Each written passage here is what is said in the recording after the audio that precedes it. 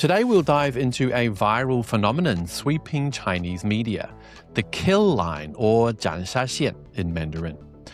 Borrowed from video gaming, where it marks the critical health threshold below which a character can be instantly defeated with just one more hit, the term has been repurposed to describe a stark economic vulnerability in the United States.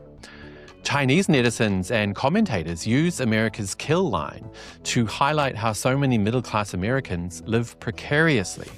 Just one major crisis, like a medical bill, job loss, or unexpected expense, away from financial ruin, homelessness, or irreversible decline. I'll be joined by Professor Victor Gao, China's unofficial spokesperson, who will ask, is this so-called kill line sharp social critique, clever propaganda, or a bit of both? This is Reports on China. I'm Andy Borheim here in Shanghai. Let's get reporting. So the kill line concept kind of originated with Chinese gaming. And for people who don't play games, it kind of means, the next hit and you're out, you're dead. So how important is it as a metaphor in terms of Chinese discourse surrounding the United States today? There is a very interesting Chinese young person, Lao Ah for his name. He studied several years in the United States and then he rushed back to China, coming up with this very famous metaphor about the kill line, about the United States. My understanding is that what Lao A was concerned about is that there is huge disruption in the society of the United States. If you are a middle-class person and if you lose your job, then you will immediately face this kill line because quality of your life will drop like a rock, and then you may even face breakup of your family, etc. And you may drop down to the bottoms of the society. This is his description of the kill line. And I would say, based on my deeper understanding of the situation in the United States, at different time in the US history, there are different kill lines. For example, when the white people landed on the shores of the United States or America at that time, the first kill line was to kill the native Indian Americans. And I understand at the peak there was close to about 100 million Native Americans in the United States or areas which now is generally believed as the United States. Now, there are only probably several million. So the first kill line was very brutal. In nature, it is anti-humanity because it caused the Holocaust against the Native American people. The second kill line in the US history was slavery because they captured Africans and brought them to the American shores, and then they enslaved the Africans, and they forced them to do all kinds of harsh labor, for example, and they were not given political recognition. They were not recognized as a full human being. So I think the second kill line was to kill the slaves and bring slaves, Africans, into the United States and put them into slavery. It took President Lincoln to launch the Civil War to defeat slavery and bring the Confederates by force back into the Union, creating the United States into a union under God, indivisible as the situation today. Now, since the Civil War, I would say the kill line in the United States focused on other minorities, and depending on which minority you are talking about, when they came to the United States, for example, the Irish were discriminated against for many years, the Italian Americans were discriminated, and even the Jewish Americans were discriminated for quite some long years in the United States. And then it applied to different other minorities, etc. So I think the kill lines at different historical time in the United States have existed, and no one should deny that. Now, in today, there are very dangerous moments in the United States. My concern is that within the coming 12 to 18 months, there may be a huge financial crisis hitting the United States. Assume that happens, and I hope it will not happen. Probably lots of the people will lose their jobs and their quality of life will be deteriorating like a rock. And under this kill line, there will be a huge amount of people, hundreds of thousands, if not millions, who may see the circumstances of their life completely changed. Now I'm more concerned about another kill line. That is, this AI revolution will eventually cause huge amount of disruptions and displacement of jobs. And people like Elon Musk keep talking about increases in productivity and efficiency, which will make up for any loss of jobs, for example. However, my concern is that the disruption caused by this AI transformation will be so fast and so profound that the additional jobs to be created will not be able to catch up with this. So you are talking about the possibility of this new kill line eliminating hundreds of thousands, if not hundreds of millions of jobs, and the newly created professions or jobs may not be able to catch up with the huge magnitude and the profound impact of the jobs disruption and displacement. Now, I'm also very much concerned about another kill line that is emerging out of the United States. That is the United States using wars and threatening war against other countries, against, for example, people in Venezuela, against people in Greenland, against the Kingdom of Denmark, etc., or even across the border against people in Canada to take over their land, to take over their oil, natural gas, other resources, minerals, or their land, for example. And if that happens, and I hope it will not happen, it will cause many kill lines and going beyond the United States into other countries. So I think this kill line metaphor is a real one. And I think all of us need to understand it better and to look at the situation inside the United States and outside and read it in line with how you define this kill line. Right, so initially and recently it became popular based on the gaming concept, and you've just extended it across history, which I think is a fresh and novel way of looking at it. But back to the gaming analogy, it was created, this kill line concept, by someone you mentioned, Lao A, and you've chatted with him a few times. Now, a lot of people accuse him of being a CPC tool or a communist propaganda merchant. Is he? No, I think he's just a young person, born in China, raised up in China, who went to the United States as a student, spent quite a few years doing different things in the United States, had his first-hand knowledge about life in the United States, mostly ordinary Americans or some professionals, blue-collar jobs, white-collar jobs, etc. And he came up with his own theory of this kill line. Now, when I first came across this kill line metaphor, I think about this very famous philosopher, Wittgenstein, is that right? He said something which always impressed me. He said, the limits of your language is the limits of philosophy. Meaning you need to come up with a term or a phrase or a description in language first, and then the way of your philosophical thinking or logical thinking or knowledge base will go to that limit, is that right? For example, if for human being we do not have a word called love, you may feel about love. Animals also have love of their own, for example, but you do not have a way to express that. If you want to come up with a term, for example, peace, then you will need to know, oh, there is a concept of peace. I probably need to embrace peace, is that right? And then in China, one of the things Confucius said is, don't do unto others what you don't others do unto you. To the Chinese, this is the truth. We always keep in mind, if I do not want you to do something for me, I do not do this thing which I do not want you to do unto me. I will never do this unto you. So I think language is important, including the set phrases, the metaphors, etc. So I think Lao A made this great contribution.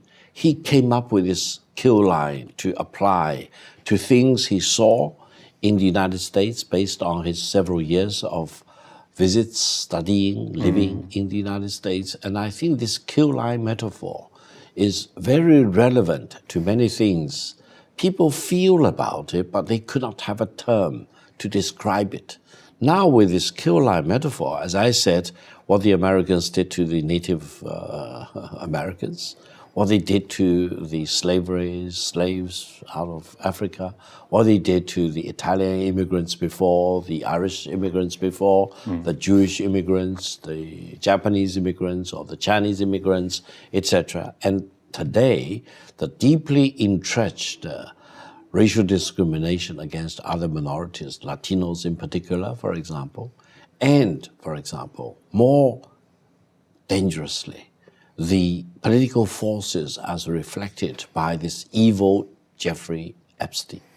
These are very evil people with evil designs, and they are creating new kill lines. And you need to really figure out what are the people they want to kill, what are the assets, and, for example, for the very junior girls or boys in their teens or even just 9 years old or 10 years old, they want to plunder their life. They want to plunder the meaning of their life. They want to commit crimes, statutory rapes against these minors, for example. So I think you are really faced with all these old, new, or evolving, or yet developing new kill lines. And this AI tsunami will cause new kill lines to come. So I think Lao is very interesting, very keenly observing a young Chinese. He is not part of the society, part of the government, or part of the established political system, for example. He's just a young person, and he did the right thing of running back to China because he does not want to be arrested by the United States for coming up with this metaphor of kill line to describe what the very negative and very destructive, very disturbing things he observed in the United States. And it's very handy because it's a term that young people really well understand because it's to do with video games. So that kind of puts it into, adds concept or background to it. But a lot of other viral stories have helped make the kill line metaphor really popular, including a Seattle software engineer who became homeless after one single medical emergency. So I'm wondering how realistic or how illustrative is it of the actual situation in the US today? Well, I would say, compared with the Chinese, for example, most of the Americans don't have savings.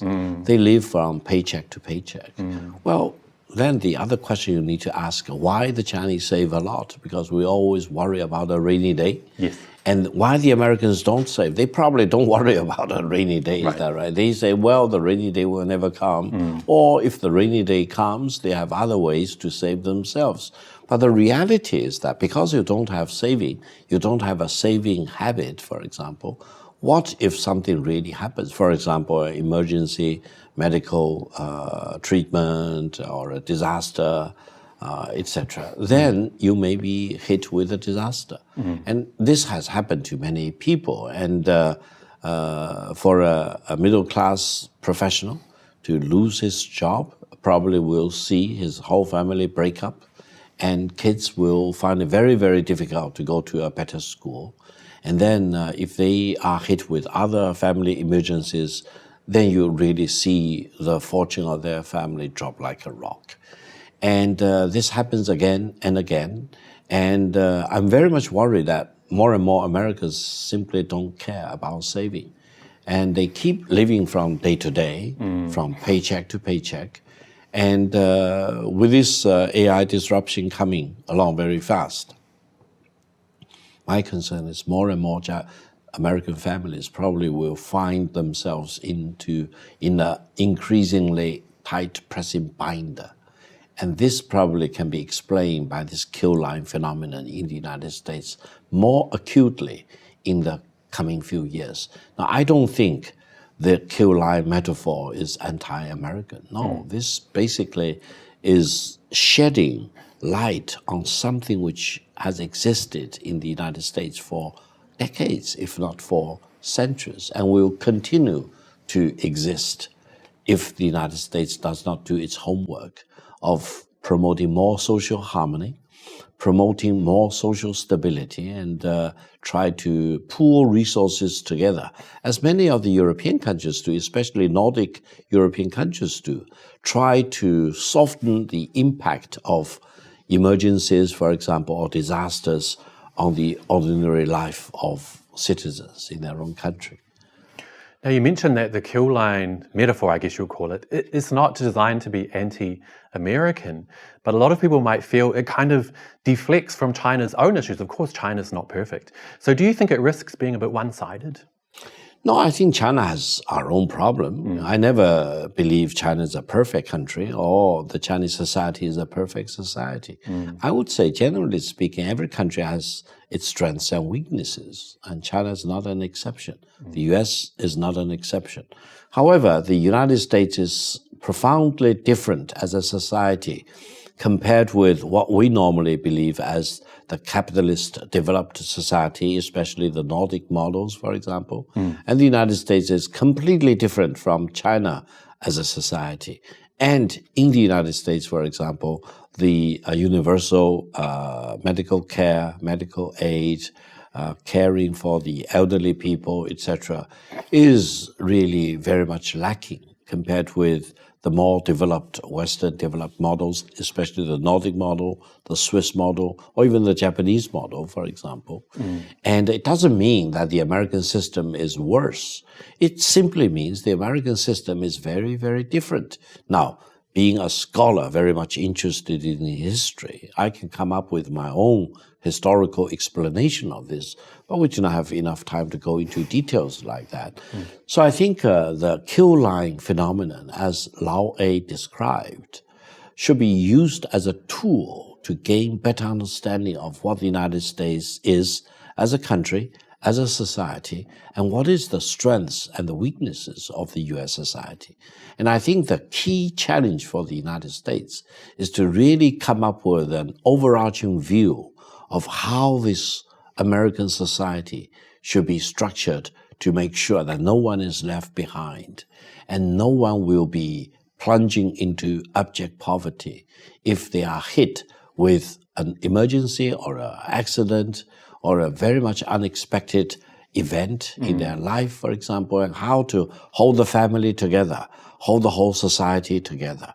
And my concern is that the way the United States is really kind of fracturing into opposing sides against each other, and the fact that the US federal government keeps running out of money and being shut down, for example, and then globally, the United States is very eager to threaten war or engage in war or threaten the sovereignty and territorial integrity of other countries, and seems to be very eager to plunder the wealth and riches, the oil, natural gas, and other minerals from other countries, makes the United States as a very dangerous place internally for failing to hold the country together, and externally for threatening other countries and threatening war after war against so many countries. So you can use the simple metaphor of kill line to analyze what the United States is doing domestically against its own people, and in failing to hold the society together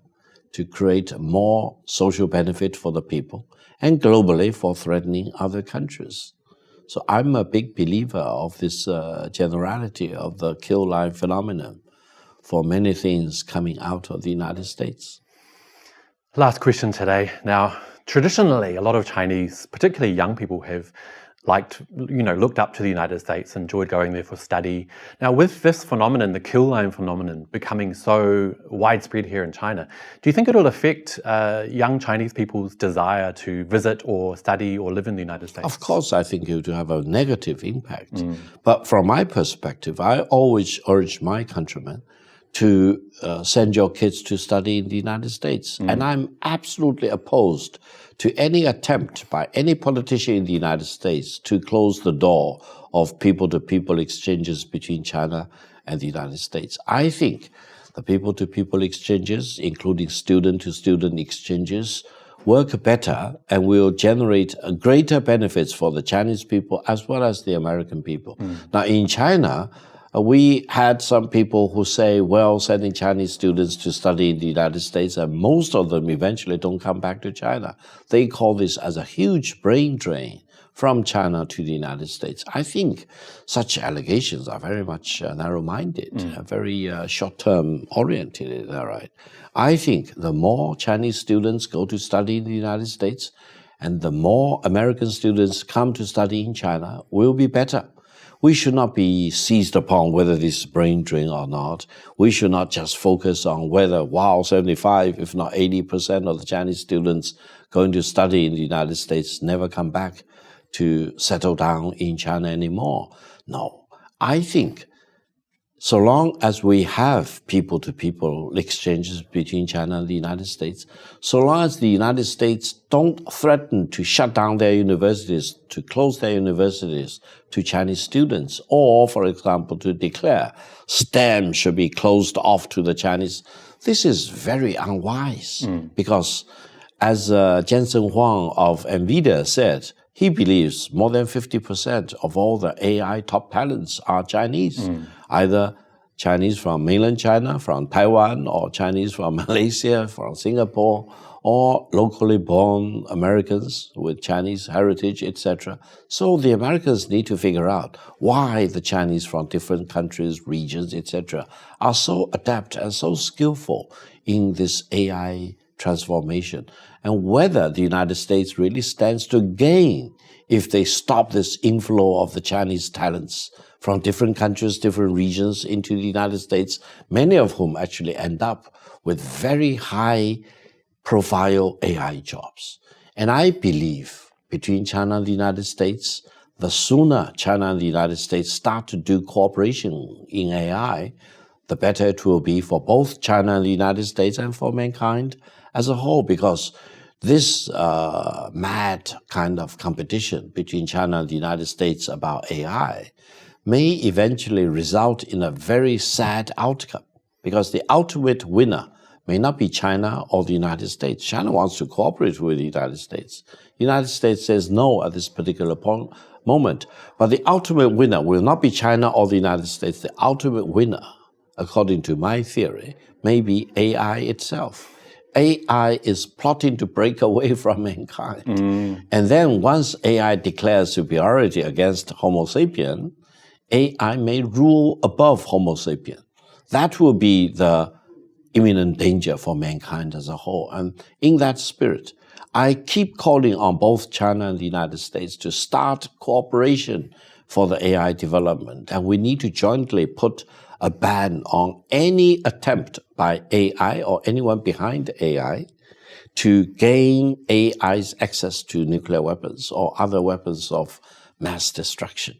And I think mankind as a whole need to expunge the Jeffrey Epstein influence in this AI development, because I consider people like Jeffrey Epstein as evil. And if you allow this evil to spread in this AI development, this Epstein evil will become a cancer, and eventually it will poison the overall spirit and the way of development of AI. And this requires tremendous amount of international cooperation, especially between China and the United States. Professor Victor Gao, as always, I'd love to chat with you much longer. Unfortunately, we have a time limit, so that will be it for today. Thank you so much. Thank you very much. And on that note, that will be all for today, you guys. But as always, love to hear your thoughts. So do let me know down below. And don't forget to hit like and subscribe if you haven't already. It really does help the channel. I'll see you next time. Bye-bye.